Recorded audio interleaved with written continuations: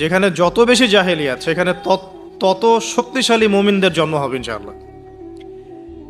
তো এখন তৎকালীন নমরুদ যে সভ্যতার অধিবাসী ছিল, এই সভ্যতাটাকে আমরা বলি কালাডীয় সভ্যতা। এটাকে কালাডীয় সভ্যতা বলা হয়। এটা মূলত জাদুর জন্য একটু বিখ্যাত ছিল, যেটা রেফারেন্স আমি দিলাম সুলাইমান আলাইহিস সালামের যুগ থেকে। এখানে আজারের ঘরে জন্ম নিয়েছেন আমাদের নবীগণের পিতা, মুসলিম জাতির পিতা ইব্রাহিম আলাইহিস সালাম। সুবহানাল্লাহ। বলা বাহুল্য যে নমরুদ কিন্তু 400 বছর বেঁচে ছিল, এবং 400 বছর হায়াত পাওয়ার পরে সে মনে করছিল যে সে কখনো মারা যাবে না। এরপরেই সে নিজেকে খোদা দাবি করা শুরু করেছে আর কি। এই বাচ্চা ছেলেটা বড় হতে লাগলো।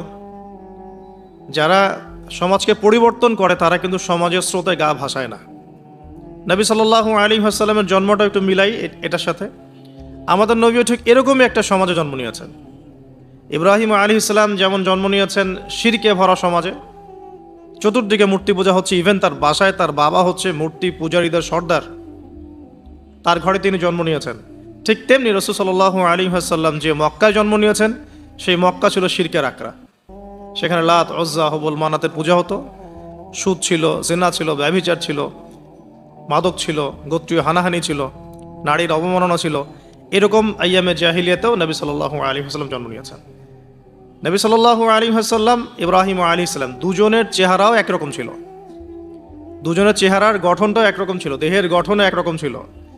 মেরাজের রাতে নবী সাল্লাল্লাহু আলাইহি ওয়াসাল্লাম দেখে এসেছিলেন ইনি কে, যাকে দেখতে হুবহু আমার মতো লাগছে। জিবরাইল আলাইহিস সালাম বলেছেন ইনি আপনার পিতা ইব্রাহিম আলাইহিস সালাম। সুবহানাল্লাহ।